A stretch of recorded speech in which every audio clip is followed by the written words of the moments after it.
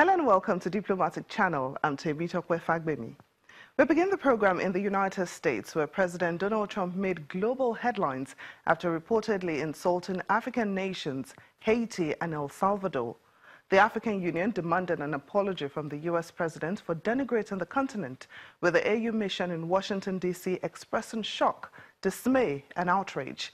The AU is one of many others to condemn the alleged comments.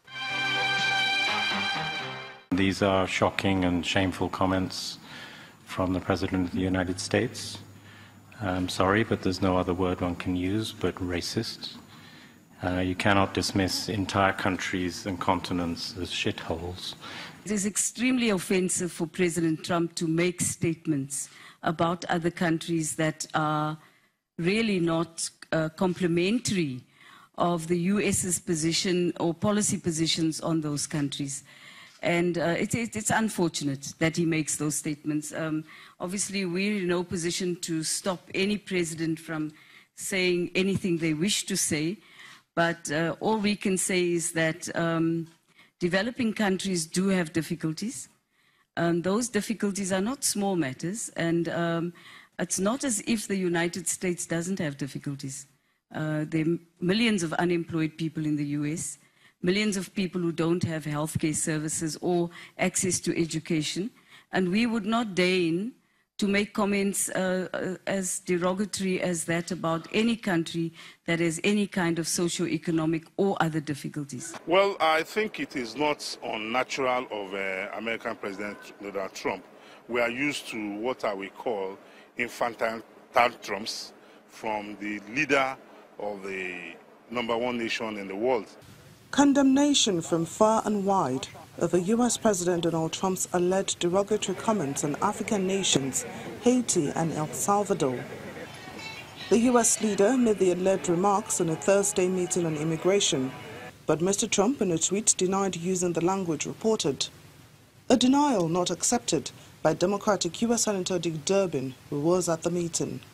As Senator Graham made his presentation, the president interrupted him several times with questions, and in the course of his comments said things which were hate-filled, vile, and racist. He used those words advisedly.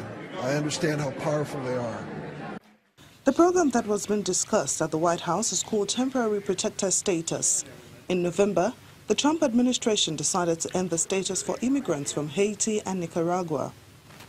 The alleged insult comes as Haiti marks the 8th anniversary of a devastating 7.0 magnitude earthquake that killed some 220,000 people and left millions homeless on the island of Port-au-Prince.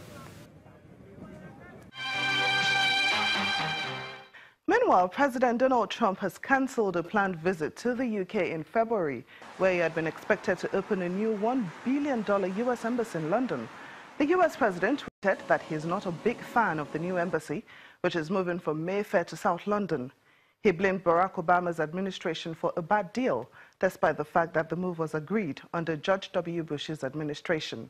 The cancelled trip is not the controversial full-state visit offered by British Prime Minister Theresa May, for which no date has been set yet. Still on U.S. diplomacy, Iran has vowed to retaliate against the United States after it imposed sanctions on the head of its judiciary, Ayatollah Sadiq Amoli Larijani. Iran's foreign ministry says the U.S. has crossed a red line, and it also rejected any changes to its nuclear agreement with world powers. U.S. President Donald Trump, a critic of the 2015 accord, said on Friday that it would extend sanction relief over the landmark deal one last time. At the same time, the U.S. imposed fresh sanctions on 14 individuals and entities over alleged rights abuses.